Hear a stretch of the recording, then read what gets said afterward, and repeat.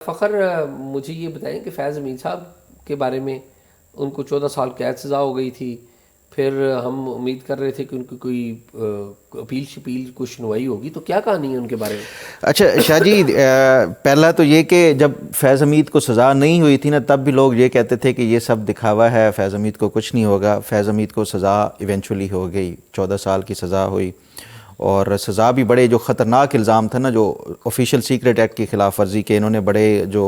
Secret قسم کے جو ڈاکومنٹس تھے نا، وہ انہوں نے ان کی پوزیشن سے ملے تھے، تو اس پہ 14 سال ان کو سزا ہوئی۔ 11 دسمبر کو سزا سنائی گئی آئی ایس پی آر کی پریس ریلیز کے ذریعے۔ پھر اس کے بعد کوئی 2 ہفتے کے اندر جو جنرل فیض حمید کے اب جنرل نہیں رہے، تو فیض حمید صاحب کے جو ہے وہ ان کی جو لیگل ٹیم تھی، انہوں نے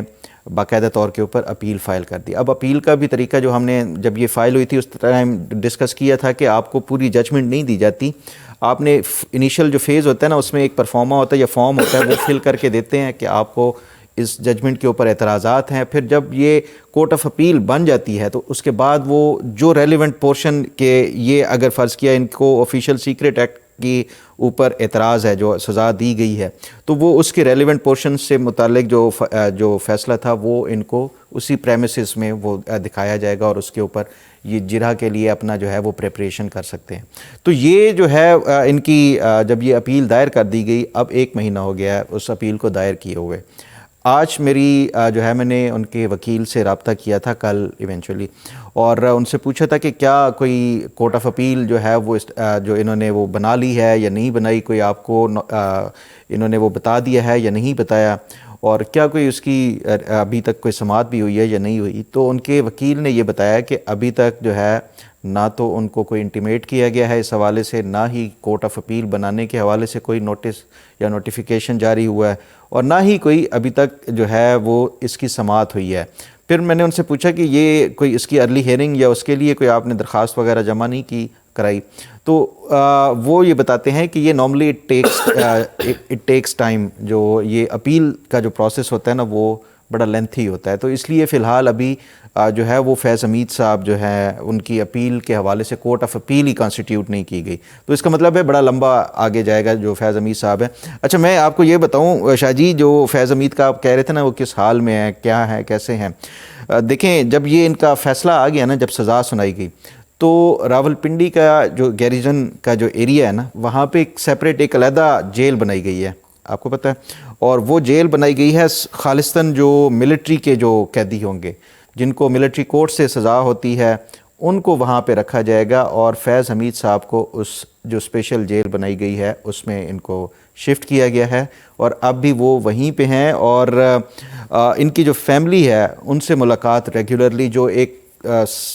جو بنایا ہوتا ہے نا ملاقاتوں کا جو ایک جو اسکیجول ہوتا ہے، اس کے تحت ان کو کرائی جاتی ہے۔ لیکن اب جو ہے جو پہلے کی نسبت تھوڑی سی سختی یہ ہوئی ہے کہ ڈیوریشن جو دورانیہ ہے ملاقات کا وہ کم کر دیا گیا ہے۔ تو فیض حمید صاحب جو ہے وہ ویسے مینٹلی اور فزیکلی فٹ ہیں، لیکن ان کو جو ہے وہ پہلے جو ایک آرمی میس میں ان کو رکھا گیا تھا، اب باقاعدہ طور پہ ایک اسپیشل جو سیل یا جیل بنائی گئی ہے وہاں پہ شفٹ کر دیا گیا، اور ادھر ہی رہیں گے، کسی سویلین جیل میں ان کو جو ہے وہ نہیں ٹرانسفر کیا جائے گا۔ آپ یہ کہہ رہے ہیں کہ جو اڈیالہ جیل کا سپرڈنٹ ہے،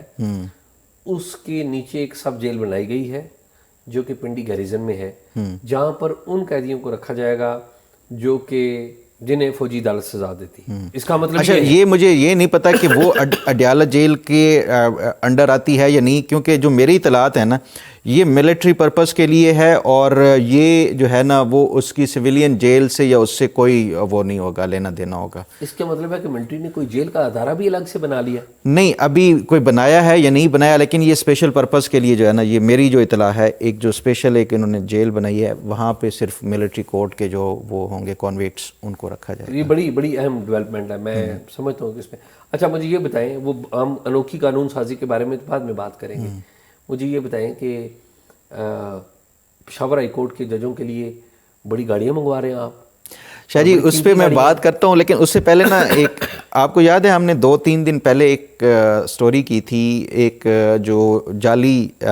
جو فیک ڈگریز اور اس کے اوپر جو ہے 8 شادیاں کرنے والے شخص کی، میں ان کا انتظار اب بھی کر رہا ہوں، اور وہ جو محمد یار صاحب ہیں، کیونکہ ایکچوئل ان کا نام فاروق اقبال نہیں ہے. تو محمد یار صاحب کا ابھی تک نہ تو مجھے حامد میر صاحب کی کال آئی ابھی تک اور نہ ہی کاشف عباسی صاحب کی کال آئی ہے, نہ ہی محمد یار صاحب جو ہے وہ ابھی تک آئے ہیں. لیکن کچھ اپڈیٹس آپ کے پاس بھی اس حوالے سے ہیں جو متعلقہ جو اتھارٹیز ہیں وہ؟ جی فخر, مجھ سے انڈائریکٹلی نادرا نے رابطہ کیا تھا. اچھا. اور پاسپورٹ اینڈ امیگریشن ڈپارٹمنٹ نے بھی رابطہ کیا ہے. تو وہ ان کے بارے میں اب کوئی وہاں پہ تحقیقات شروع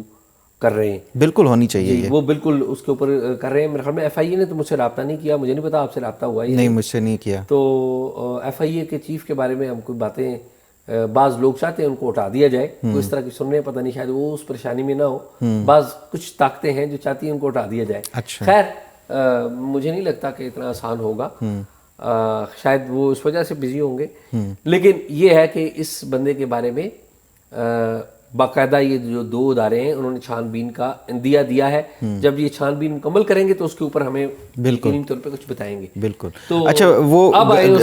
گاڑیوں والے بات کرتے ہیں. دیکھیں شاہ جی, کوئی پشاور ہائی کورٹ کی جو آفیشیل ویب سائٹ ہے نا,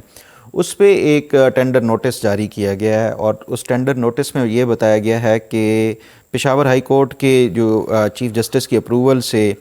جو ہائی کورٹ ہے اس کو 2 لگژری گاڑیاں چاہیے, لیکسس LX 600 اور جو اس کی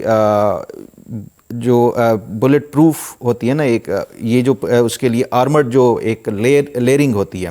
اب اس میں جو ہے وہ آرمرڈ لیئرنگ میں وہ B7 کیٹیگری کی جو ہے یہ سب سے جو ہائیلی, ہاں یہ بم پروف ہوتی ہے, B7 کیٹیگری کی 2 گاڑیاں ان کو چاہیے. اور اس کے لیے انہوں نے جو ٹینڈر کے لیے وہ بڈس وغیرہ منگوائی ہیں, وہ کہہ رہے ہیں 4 فروری اس کی لاسٹ ڈیٹ ہے.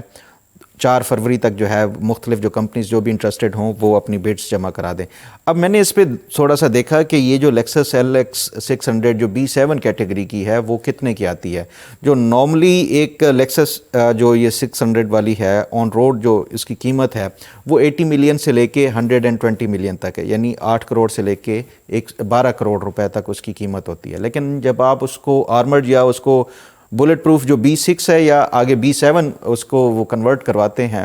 تو اس کی قیمت کوئی 150 ملین سے لے کے 200 ملین تک ایک گاڑی کی ہوتی ہے, یعنی 15 کروڑ سے لے کے 20 کروڑ روپے کی ایک گاڑی پڑتی ہے اگر آپ اس کو بم پروف بنوائیں گے. تو پشاور ہائی کورٹ کے لیے یہ 2 گاڑیاں منگوائی جا رہی ہیں. اب میں نے اس پہ جو ہے وہ کم و بیش 30 کروڑ روپے کی 2 گاڑیاں, کم و بیش جو ہے 30 کروڑ روپے تک کی جو ہے نا یہ گاڑیاں, صرف 2 گاڑیاں. اب میں نے اس پہ جو ہے وہ پشاور ہائی کورٹ کے رجسٹرار آفس فون کیا تو انہوں نے کہا کہ آپ جو میڈیا کو ریلیونٹ ڈیل کرتے ہیں آپ ان سے رابطہ کریں. محمد زبیر صاحب تھے جو PR آفیسر تھے, پبلک ریلیشن آفیسر, ان سے میں نے بات کی اور رابطہ کر کے ان سے پوچھا کہ یہ جو چیف جسٹس کو تو آلریڈی V8 ایک گاڑی جو ہے وہ ہر جو ہائی کورٹس کے ہوتے ہیں نا ان کو یہی بلٹ پروف اور اس کی وہ دی جاتی ہے, تو آلریڈی پشاور ہائی کورٹ کے تو چیف جسٹس کے پاس وہ V8 گاڑی ہے, تو یہ اب کس لیے وہ جو ہے یہ اتنی مہنگی گاڑیاں وہ منگوائی جا رہی ہیں. تو اس پہ انہوں نے کہا کہ یہ جو موجودہ جو گاڑی ہے نا وہ بہت زیادہ پرانی ہو چکی ہے, 2011 ماڈل ہے غالباً اس کا, تو یہ اب جو ہے وہ لانگ اگر کوئی دورہ ہوتا ہے تو وہ اس میں خراب اور یہ ہو جاتی ہے. تو اس لیے یہ جو نئی جو گاڑیاں منگوائی جا رہی ہیں نا یہ ان کا نہیں ہے, ہائی کورٹ کا فیصلہ نہیں ہے, بلکہ یہ جو PTI کی گورنمنٹ ہے, جو پروونشل گورنمنٹ ہے, اس کی جو ابھی ریسنٹلی فیصلہ کیا گیا تھا, پالیسی بنائی گئی تھی کہ جو لا انفورسمنٹ کے ادارے ہیں اور اس کے ساتھ ساتھ جوڈیشری, ان کی پروٹیکشن کے لیے جو موجودہ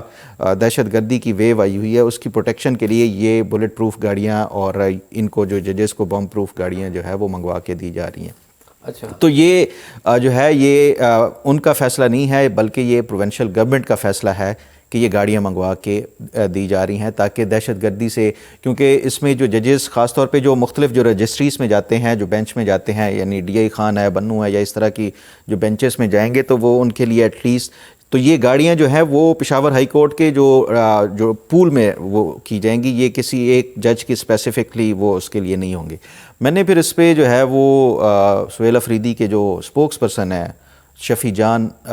ان سے بات کی اور ان سے رابطہ کر کے کہ یہ جو ٹینڈر جاری کیا گیا ہے یہ کیا پروونشل گورنمنٹ نے اس کی اپروول دی ہے یا نہیں دی ہے. پہلے تو انہیں پتہ ہی نہیں تھا کہ کیا واقعی کوئی اس طرح کا ہے, تو انہوں نے کہا مجھے جو ہے وہ ٹینڈر کی وہ کاپی بھیجیں. اور پھر میں نے ان سے ساتھ ساتھ یہ بھی پوچھا کہ ٹینڈر تو میں آپ کو بھیج دیتا ہوں لیکن مجھے یہ بتائیں کیا کوئی کابینہ نے جوڈیشری کے لیے واقعی میں اپروول دی بھی ہے یا نہیں دی ہوئی. تو اس پہ انہوں نے یہ بتایا کہ ابھی ریسنٹلی جو ہماری کابینہ کی میٹنگ ہوئی ہے اس میں ججز کے لیے گاڑیوں کی اپروول دی ہے, لیکن یہ جو آپ بتا رہے ہیں کہ LX 600 جس کی 15 سے 20 کروڑ قیمت ہے, وہ والی تو ہم کسی طور پہ بھی نہیں وہ اپروول دی. ہم نے تو ان کو جو ہے وہ چھوٹی یہ جو ٹیوٹا گاڑیاں ہوتی ہیں 1600 سی سی یا 1800 سی سی, یہ اس کی اپروول کابینہ نے ضرور دی ہے, یہ بڑی گاڑی کی کوئی بھی نہیں دی. تو وہ کہتے ہیں منسٹر خود جو ہے وہ ہم 1300 سی سی اور 1600 سی سی گاڑیوں پہ وہ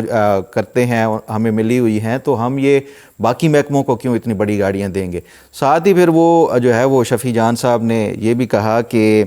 یہ جو خاص طور پہ ججز کے حوالے سے جب ریٹائر ہوتے ہیں تو وہ گاڑیاں مہنگی گاڑیاں جو ہیں وہ بھی اپنے ساتھ وہ پھر لے جاتے ہیں. تو اس لیے ہم نے جو ہے نا یہ ہماری جو موجودہ کابینہ تھی اس نے یہ فیصلہ کیا کہ ہم چھوٹی گاڑیاں اپروو کرتے ہیں. میں نے کہا آپ نے تو پولیس کو جو ہے وہ دی ہیں جو بلٹ پروف گاڑیاں دی ہیں, تو جوڈیشری کے لیے بھی تو اس پہ خیر انہوں نے وہ کہا کہ میں جو ہے یہ مجھے ٹینڈر بھیجیں, میں اس کے بعد وہ بات کر کے آپ کو بتاؤں گا. اس کے بعد میں کالز کرتا رہا, انہوں نے فون ہی نہیں اٹھایا دوبارہ. تو یہ ایک بڑا انفارچونیٹ ہے کہ مطلب ایک پہلی بات تو یہ ہے کہ پی ٹی آئی یہی نہیں مانتی دہشت گردی کے حوالے سے, کیونکہ وہ تو ثبوت مانگتے ہیں کہ آپ ہمیں بتائیں طالبان کیسے انوالو ہیں. دوسری طرف جو ہے یہ اتنی مہنگی گاڑیاں جو ہے وہ پروٹیکشن کے نام پہ کہ دہشت گردی سے بچاؤ کے لیے ہم نے وہ لے کر دینی ہے. پولیس کو بھی دی, پولیس کے سمجھ آتی ہے, وہ فرنٹ لائن کے اوپر وہ لڑ رہے ہیں. جوڈیشری کا بھی ٹھیک ہے, چلیں آپ وہ کر رہے ہیں, لیکن یہ ایک تضاد نظر آ رہا ہے صوبائی حکومت کا اور جو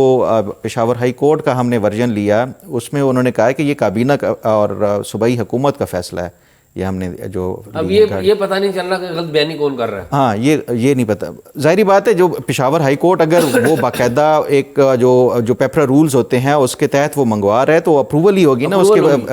وجہ سے یہ کر رہا ہے. صحیح بات ہے, یہ ہماری ججمنٹ ہی ہے نا. بالکل ہاں ٹھیک بات ہے. نہیں ہم ججمنٹ کوئی نہیں دے رہے, بس میں نے جو جسٹ وہ رپورٹ کیا ہے فیکٹس دونوں سائیڈ کا, کیونکہ میں جب بھی کوئی سٹوری کرتا ہوں میری کوشش ہوتی ہے کہ موقف سب تمام فریقین کا لیا جانا چاہیے. بنیادی ہمارا اصول, بالکل ہمارا بنیادی اصول ہے. بالکل. اگر ہم کبھی نہیں بھی کرتے تو ہم اناؤنس کرتے ہیں کہ ہم رابطہ کر رہے ہیں لیکن آپ سے نہیں ہو رہا, آپ موقع ایسا نہیں کہ سنی سنائی یا کوئی اس پہ. ہاں بالکل. اس پلیٹ فارم پہ بیٹھ کے ہمارا کوئی